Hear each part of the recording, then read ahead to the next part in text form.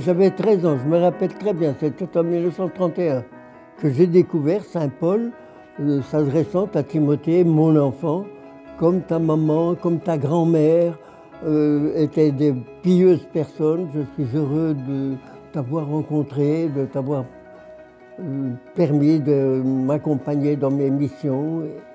Et j'ai ouvert, je lisais, mais ça s'adresse à moi, ça.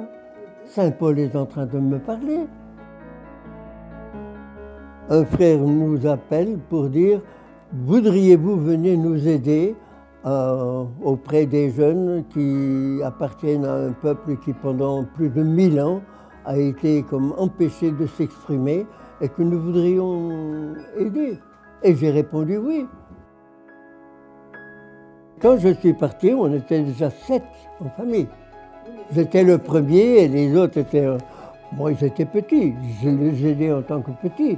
Mais après, alors, dans la correspondance, dans les visites que j'ai pu faire à la maison, ils ont toujours vu de ma part ce souci d'aider quelqu'un à s'ouvrir, à s'enrichir intellectuellement, sur le plan de l'art, sur le plan de la pensée, sur le plan aussi de l'affectivité.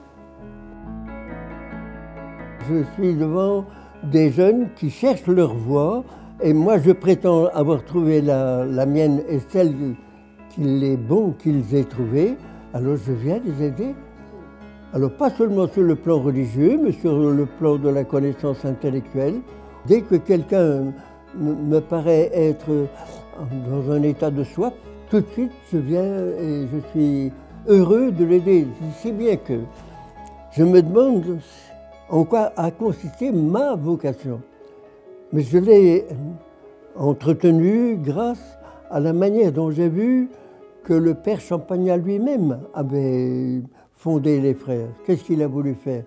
Des instituteurs qui vont s'intéresser à des petits qui ne savaient rien et leur enseigner tout ce que nous savons.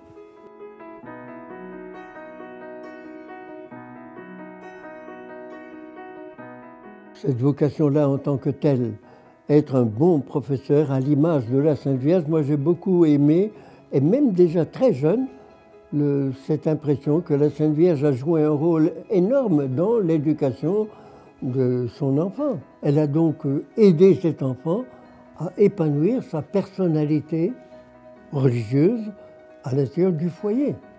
On dit mais qu'est-ce qu'il pouvait faire? Mais comme tous les braves gens, ils allaient à la synagogue le samedi, et à la synagogue, il y a toujours quelqu'un qui se lève et qui monte au pupitre et puis qui, ayant lu, fait un commentaire et se met à parler.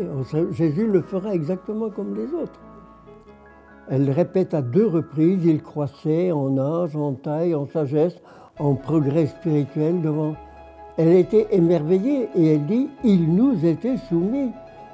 Je vois la Sainte Vierge comme une éducatrice. Et le père Champagnat me semble avoir touché un aspect de la vocation d'instituteur mariste qui me semble tout à fait heureuse. Le fait d'être mariste, c'est bien entrer dans cette idée. Nous allons travailler avec les enfants, comme la Sainte Vierge travaillait avec cet enfant qu'elle voyait croître et qu'elle aidait à croître. Jésus n'a pas supplanté sa jeunesse, il l'a vécu comme tout le monde.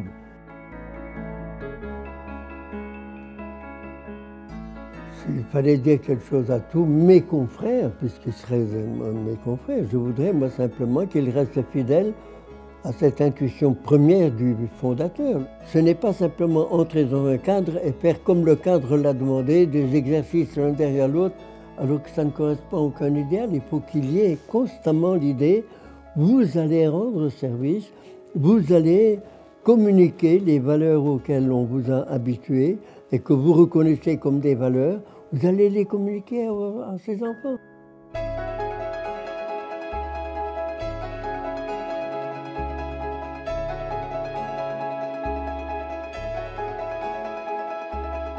Tous les matins, je me lève avec l'idée, voilà un nouveau jour qui commence, c'est joli. Et je remercie le bon Dieu de la lumière, de la pluie, du vent, du froid. Pour moi, c'est toujours quelque chose de nouveau. De mes 100 ans. Ben, je m'approche moi avec la plus grande naïveté. J'ai été heureux d'être choyé par vous pendant que j'étais au milieu de vos œuvres. Je suis heureux de vous découvrir vous-même maintenant et humblement, je me mets à votre disposition.